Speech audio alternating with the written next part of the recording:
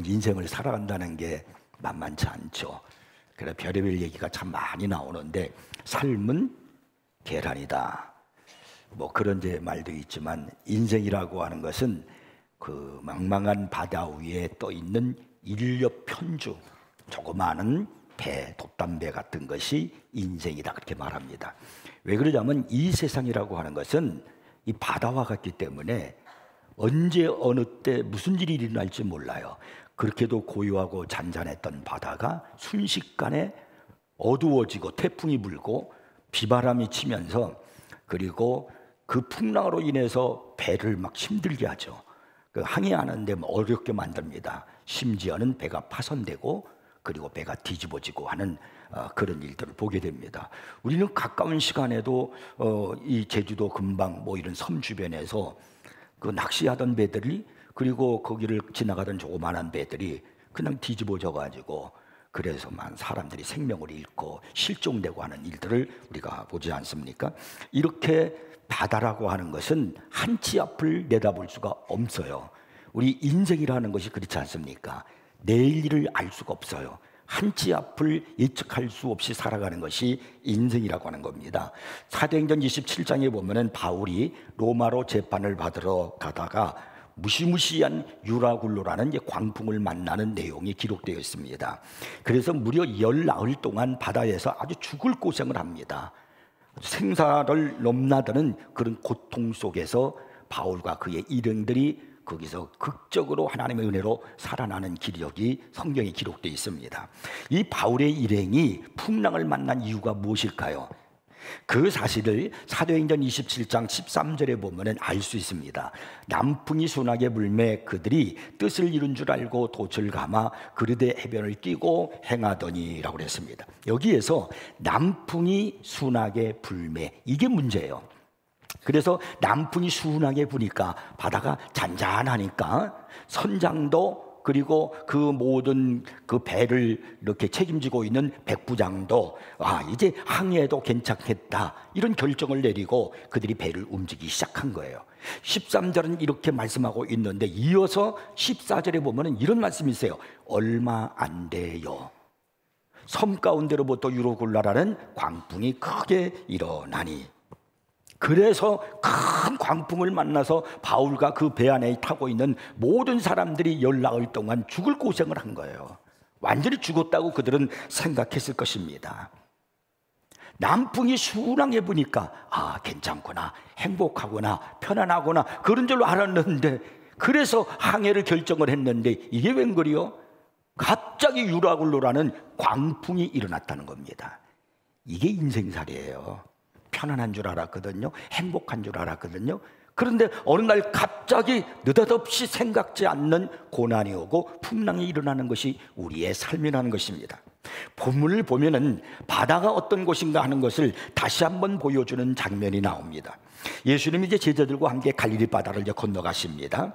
갈릴리 동편에 가셔서 주님은 또 새로운 사역을 하시고 많은 사람들에게 은혜를 베푸시기 위해서 이제 그 배를 타고 건너 이제 가시기 위해서 제자들과 함께 이제 행동을 하시는 겁니다.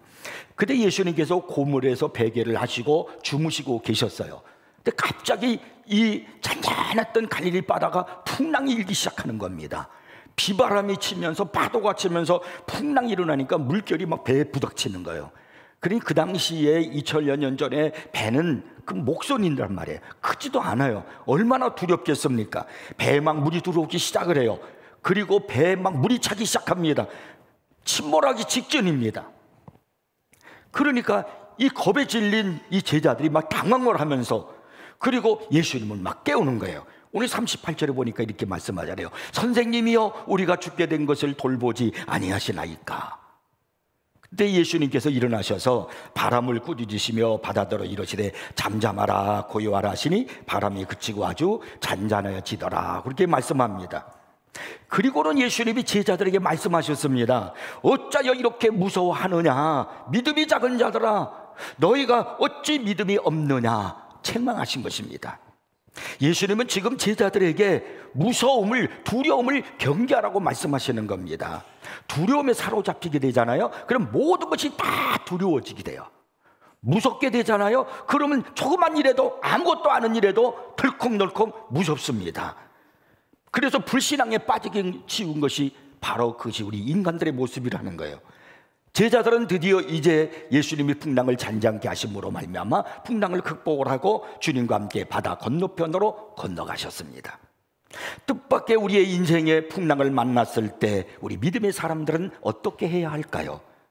어떻게 이 풍랑을 극복하고 그리고 인생의 바다를 승리하며 건너갈 수 있을까요? 오늘 본문은 그 사실을 우리에게 세 가지로 소망을 주는 메시지로 전해주고 있다는 거예요. 그 첫째가 바로 뭐냐면 풍랑 뒤에는 축복이라는 기회가 있다는 것을 생각하라는 겁니다. 그날 갈릴 바다에는 풍랑이 일어나서는 안 될 조건이 있습니다. 그것은 주님께서 건너가자고 말씀하셨기 때문입니다. 본문은 이렇게 시작하잖아요. 35절에 그날 저물 때에 제자들에게 이르시되 우리가 저편으로 건너가자 하시니. 그래서 제자들이 이 주님의 말씀에 순종하고 그리고 바다를 건너가는 거예요. 그러다가 풍랑을 만난 겁니다. 요나처럼 주님께서, 하나님께서 말씀하신 대로 가는 것이 아니라 불순종해서 가다가 풍랑을 만난 것이 아닙니다. 주님께서 우리 이 제자들 보고 바다를 건너가자라고 그래서 주님과 함께 배를 타고 순종해서 바다를 건너가고 있는데 풍랑을 만났다는 겁니다. 그리고 더욱 놀라운 일은요, 물결이 막 배에 부딪히고 뱃전에 물이 막 스며들기 시작했고 심지어는 배에 물이 막 가득하게 되는 겁니다. 그런데 예수님은 계속 주무시고 계시는 거예요. 아니, 어떻게 이런 상황 속에서 예수님이 잠을 청하실 수 있을까요? 정말 예수님이 주무셨을까요? 처음에는 아마 피곤하시니까 주무셨을 것입니다. 광풍이 몰아치고 막 배들이 흔들거리고 제자들이 막 아우성을 치고 그리고 비바람이 치니까 얼굴에 그 피가 막 뿌려졌을 거예요. 그런데도 여전히 예수님은 거기서 주무시고 계시는 겁니다. 처음에는 주무셨지만 어느 한 시점에서 깨어나셨을 것입니다. 주무시지 않았다고 생각합니다. 주무시는 것처럼 가만히 계셨을 것입니다. 그는 왜 일어나지 않으셨을까요? 예수님께서는 그 순간 중요한 한 가지 의도를 갖고 계시는 겁니다. 제자들이 어떻게 이 파도에 반응을 하는가, 그것을 주님이 보기를 원하시는 거예요. 그리고 이 파도가 주는 교훈이 무엇인가 하는 것을 이 제자들이 알기를 원하고 계시는 겁니다. 그래서 나중에 주님께서 제자들을 향하여 어찌하여 무서워하느냐, 어찌하여 너희에게 믿음이 없느냐, 이렇게 지금 책망을 하신 것입니다. 만일 이 풍랑 뒤에 축복이라는 것이 있다는 것을 제자들이 알았다라고 하면은 이 풍랑으로 인하여 무서워하지 않았을 거예요. 어떻게 하면은 우리가 이 풍랑을 극복하고 이기고 여기에서 항해해서 그리고 뚫고 나갈 것인가, 이런 생각으로 그들이 도전했을 것입니다. 왜? 이 기회를 지나면, 이 풍랑을 극복하면 축복이라는 기회의 문이 열리니까요. 마가복음 4장은 본문의 말씀으로 끝나고 있어요. 그런데 이제 마가복음 5장에 넘어가잖아요. 그럼 5장 1절은 이렇게 성경은 시작을 하고 있습니다. 예수께서 바다 건너편 거라사인의 지방에 이르러. 그러니까 제자들이 이 풍랑 사건 이후에 이제 어디에 도달했느냐면 거라사라는 그 지방에 도달했다는 것입니다. 그런데 여러분, 그러면서 마가복음 5장이 시작되거든요. 이 마가복음 5장에는 엄청나게 놀라운 우리 주님의 기적과 축복으로 이 성경을 다 도배하고 있다는 거예요. 거라사에서 더러운 귀신 들린 사람을 고쳐주는 사건이 거기에 나와요. 12년 동안 혈루증을 앓았던 여인이 있습니다. 그는 자신의 병을 고치기 위해서 재산을 다 탕진하고 약을 써보고 의원을 찾아갔지만은 그의 병이 고쳐지지 않고 더 중하여졌던 차에 성경은 그렇게 기록하고 있어요. 이 말은 이제는 소망이 없어요. 죽어가고 있는 거예요. 근데 그때 예수님이 오신다는 이야기를 듣고 사람들의 군집을 사람들을 막 파헤치고 들어가서 예수님의 옷자락을 만졌잖아요. 그리고 그 여인이 고침받았잖아요. 그 예수님께서 10여 년 동안 혈루증 앓았던 여인을 고쳐주셨습니다. 완전히 절망에 빠져있는 여인에게 희망의 인생을 열어주신 것입니다. 그리고 난 다음에 또 어떤 사건이 기록되어 있느냐면은 회당장 야이로라는 사람이 자기 딸이 죽어가고 있어요. 그래서 예수님께 막 달려와가지고 내 딸이 죽어가고 있습니다. 와서 고쳐주십시오. 그래서 예수님이 그 회당장 야이로의 집으로 가는데 그 가는 도중에 그 딸이 죽어버리고 말았어요. 그래서 사람이 나와가지고 얘기를 합니다. 당신의 딸이 죽었습니다. 절망이죠. 이제 더 이상 어떻게 해요? 딸이 죽었다는데. 할 방법이 없잖아요. 그때 예수님께서 회당장에게 이렇게 말하잖아요. 두려워하지 말고 믿기만 하라. 두려워하지 말라는 거예요. 염려하지 말라는 거예요. 두려워하지 말고 믿기만 하라. 그리고 예수님께서 그 회당장 야이로의 집에 가서 죽은 소녀, 그 딸을 향해서 소녀야 일어나라, 달리 나금, 이렇게 주님이 말씀하시니까 그 즉시로 그 딸이 살아난 줄로 믿으시기 바랍니다. 그러니까 여러분, 이 마가복음 4장에 오늘 본문에 나와 있는 것은 마가복음 4장의 마지막 부분이에요. 그리고 마가복음 5장에는 놀라운 하나님의 축복과 기적으로 풍성하게 기록이 되어 있는 겁니다. 그러니까 이 풍랑을 극복하고 나가면 이 풍랑의 뒤에는 이런 놀라운 기적과 축복의 기회가 있다는 것을 우리에게 지금 말씀해 주고 있는 겁니다. 하나님은요, 우리에게 항상 기회의 문을 열어두고 계십니다. 그래서 우리는 하나님이 주신 그런 기회들을 날마다 만날 수 있습니다. 하나님은 우리가 그분을 신뢰하고 그분의 한없는 신실함과 축복을 경험할 수 없는 기회를 그냥 쉼없이 허락해 주십니다. 어떨 때는 큰 기회로, 어떨 때는 작은 기회로 찾아올 때가 있습니다.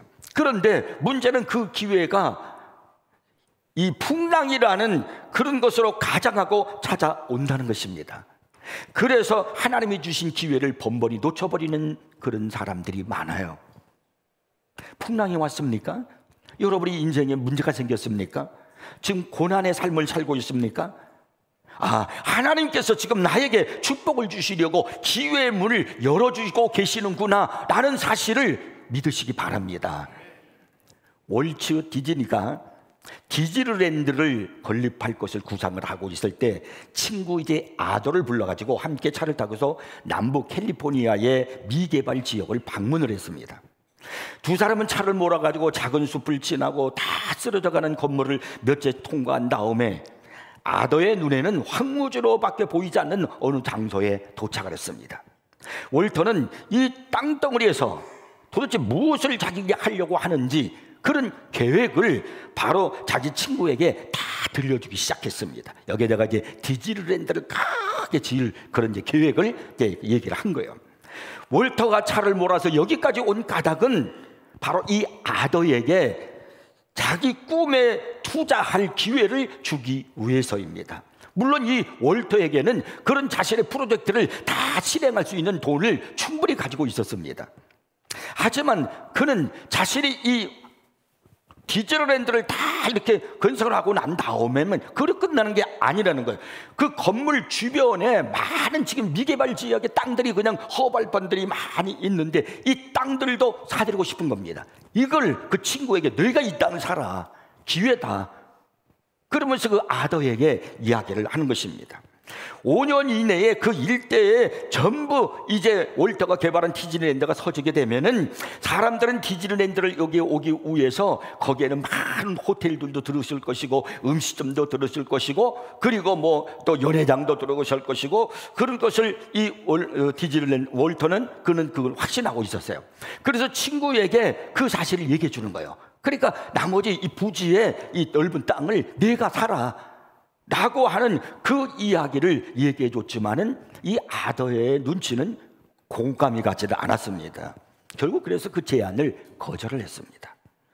아더는 엄청난 부를 축적할 수 있는 기회를 잃어버린 거예요. 여러분, 캘리포니아에 있는 디즈니랜드를 가보세요. 얼마나 많은 호텔과 음식점, 연회장 뭐 이런 것들이 그냥 그 주변을 전부 다 이루고 있는 겁니다. 이걸 전부 다 아더가 그 땅을 사가지고 그렇게 할 수 있는 그 부를 축적할 수 있는 기회를 잃어버린 겁니다. 참 안타깝지요. 하나님이 주신 기회를 잡지 못했다고 해서 하나님과의 관계가 영영 끝났다고는 생각하지 마십시오. 그러나 하나님은 그 기회를, 내가 기회를 잃어버리면 그 기회를 다른 사람, 지금 당장 그 기회를 잡아탈 누군가에게 주실 수 있다는 겁니다. 그러니까 기회를 뺏겨버리는 거예요. 아더가 그 좋은 땅을 사서 자기가 거기에다가 엄청난 돈을 벌 수 있는 기회를 자기가 거절하니까 결국은 월터는 그것을 다른 사람에게 기회를 줘버리고 만 거예요. 그러므로 하나님께서 우리에게 기회를 주셨을 때 기회를 붙잡는 여러분이 되시기를 바랍니다. 여러분, 하나님을 제한하지 마십시오. 하나님이 기회를 열고 계시는 문을 볼 수 있는 신앙의 눈이 열려지기를 주의 이름으로 부탁을 드립니다. 풍랑은 하나님께서 우리에게 축복을 주시기 위한 기회라는 것을 여러분 잊지 마십시오. 그래서 풍랑이 왔을 때, 고난이 왔을 때, 나에게 문제가 생겼을 때 그 현실을 보고 두려워하지 마시고요, 무서워하지 마시고, 하나님께서 이것은 나에게 기회를 주기 위한 문을 열어주시는 것이다 라고 생각하고 그걸 극복해 나가는 여러분이 되기를 주의 이름으로 축복합니다. 그 다음에 두 번째는 풍랑을 만났을 때는 나의 믿음을 드러낼 때라는 사실입니다. 39절을 보시면은요, 예수님이 잠에서 깨어나셔서 풍랑이 있는 바다를 향해서 이렇게 외치십니다. 바람을 꾸짖으시며 바다더러 이르시되 잠잠하라 고요하라 하시니 바람이 그치고 아주 잔잔하여 지더라. 바다는 언제 풍랑이 몰아쳤느냐 하듯이요, 아주 잔잔해지고 유리알처럼 투명해지고 그리고 순식간에 고요해졌습니다. 예수님은 폭풍을 전혀 두려워하지 않으십니다. 환경에 대해서 전혀 문제를 삼지 않으십니다. 우리가 지금 죽게 되었다고, 내게 풍랑이 왔다고, 내가 지금 힘들다고 말하는 것은 전부 다 환경의 문제예요. 그러나 예수님은 환경의 문제를 전혀 개의하지 아니하십니다. 오히려 어찌하여 무서워하느냐라고 이렇게 책망을 하십니다. 오늘 이 본문의 사건 가운데서 예수님께서 딱 두 마디를 하셔요. 첫 번째가 바로 뭐냐면 어찌하여 무서워하느냐라는 것이고, 두 번째는 너희가 어찌 믿음이 없느냐, 이 두 가지예요. 같은 사건을 기록하고 있는 마태복음 보면요, 어찌하여 무서워하느냐 믿음이 작은 자들아 라고 그렇게 말씀하십니다.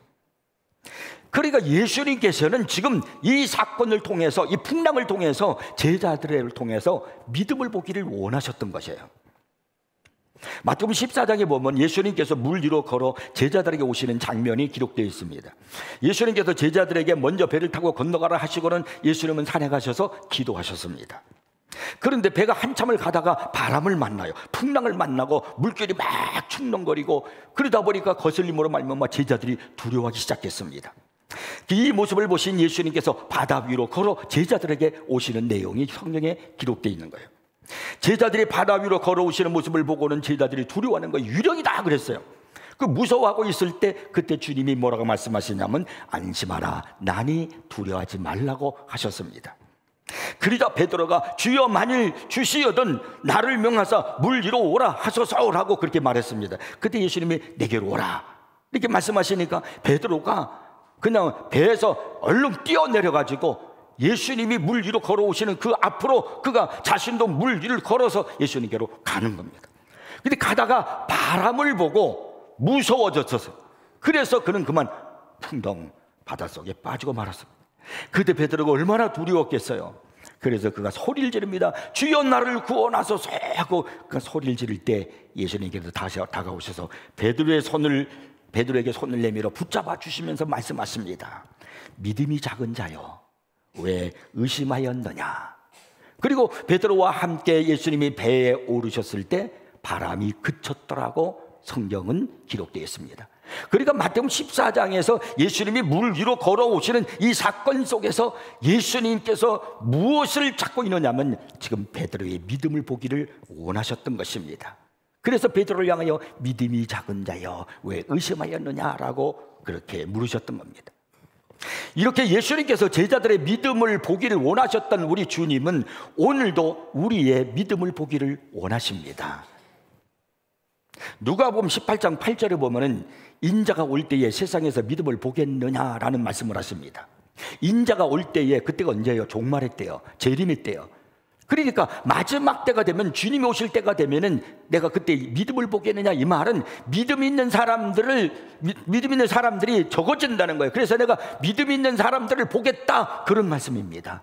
종말의 때에 주님이 찾으시는 사람은 누구냐면 돈 있는 사람이 아니요, 출세한 사람이 아니요, 공부 많이 한 사람이 아닙니다. 믿음 있는 사람을 찾으신단 말입니다. 알곡과 쭉정이는요 바람이 불어봐야 알아요. 반석 위에 지은 집인지 모래 위에 지은 집인지 겉을 봐서는 몰라요. 바람이 불고 그리고 창수가 나 봐야 반석 위에 지은 집인지 모래 위에 지은 집인지를 알 수가 있는 겁니다. 우리 성도의 신앙은 풍랑이 일어봐야 그 믿음의 진정성을 알 수가 있는 겁니다. 그래서 성경은 많은 곳에서 믿음을 강조하고 있는 겁니다.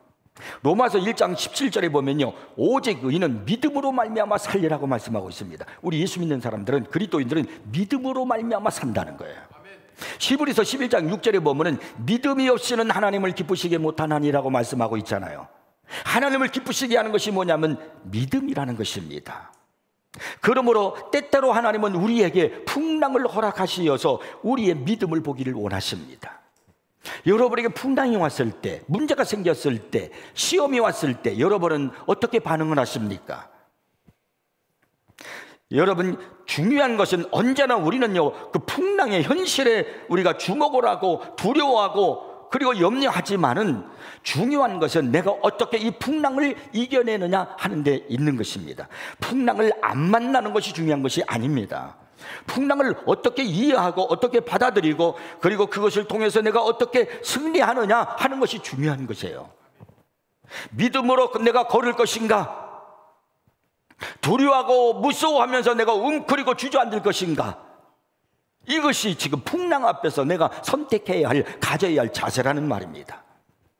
성경 디모데후서 1장 7절에 보면요, 하나님이 우리에게 주시는 것은 두려워하는 마음이 아니요 오직 능력이라고 말씀하고 있습니다. 우리에게 무서워하는 마음, 두려운 마음을 하나님이 주시지 않아요. 우리에게 주시는 것은 능력입니다. 히브리서 13장 5절에 보면요, 내가 결코 너희를 버리지 아니하고 너희를 떠나지 아니하리라고 약속하셨습니다. 골프 선수 중에서 짐바브웨 출신의 닉 프라이스라는 선수가 있었습니다. 이 선수는 게임이 잘 안 풀릴 때마다 꼭 휘파람을 분다고 합니다. 이 선수의 아버지가 얘야, 어려움이 있을 때는 휘파람을 불어라 이렇게 말씀하셨다는 거예요. 그래서 이 닉 프라이스라는 선수는 슬럼프가 없는 게임 운영으로 유명합니다. 경기가 누구든지 다 슬럼프는 오고 안 풀릴 때가 있거든요. 그런데 이 닉 프라이스는 그때마다 휘파람을 불어서 바로 금방금방 그 어려웠던 경기를 이겨낸다는 겁니다. 고난과 역경과 슬럼프를 노래를 통해서, 휘파람을 통해서 극복하는 법을 배웠다는 거예요. 여러분은 풍랑과 역경을 어떻게 이겨내시겠습니까? 어떻게 고난을 이겨내고 믿음으로 승리하시겠습니까? 주님께서 나에게 하시는 말씀을 들으십시오. 주님은요, 불안전한 세상의 바다에 살고 있는 우리들에게 이런 말씀을 하셨어요. 이사야서 41장 10절에요. 두려워하지 말라, 내가 너와 함께 함이라. 놀라지 말라, 나는 내 하나님이 됨이니라. 내가 너를 굳세게 하리라.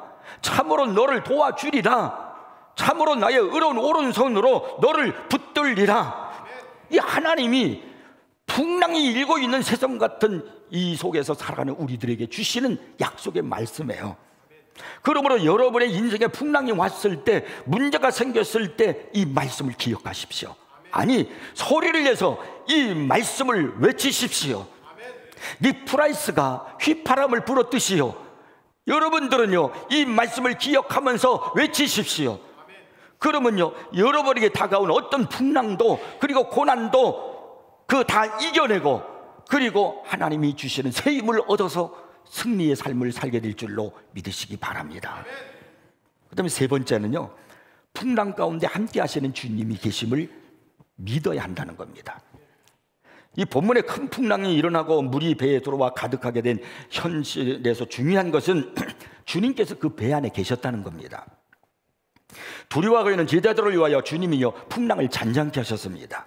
주님께서 어떻게 풍랑을 극복하셨죠? 39절에 다시 한번 읽어봅니다. 예수께서 깨어 바람을 꾸짖으시며 바다더러 이르시되 잠잠하라 고요하시니 바람이 그치고 아주 잔잔하여 지더라. 예수님께서 풍랑을 극복하신 방법은 간단합니다. 잠잠하라, 고요하라, 그냥 꾸짖으신 거예요. 명령하신 겁니다. 그분은 창조주십니다. 예수님, 그분은 전능자이십니다. 말씀 한마디로 온 우주를 창조하신 분이십니다. 그렇기 때문에 그분의 말씀은 능력이고 창조입니다. 그래서 그분은 말씀 한마디로 모든 문제를 해결할 수 있는 거예요. 아무리 풍랑이 일어도, 고난이 와도 잠잠하라, 주님이 말씀 한마디만 하면은 그냥 잠잠해지는 겁니다. 나소라가 죽은 지 나흘이 되어서 썩은 냄새가 나고 있었어요. 절망이지요.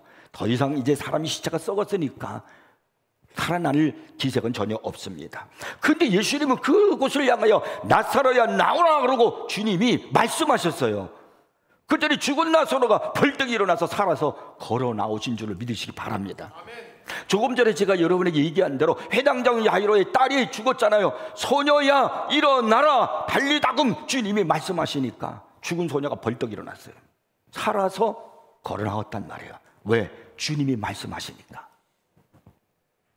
주님은 하나님이시기 때문에 우리의 어떤 문제든지 다 해결해 주실 수 있습니다.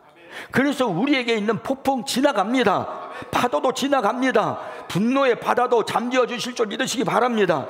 주님은 궁극적으로 우리에게 승리를 안겨주시는 나의 하나님이십니다.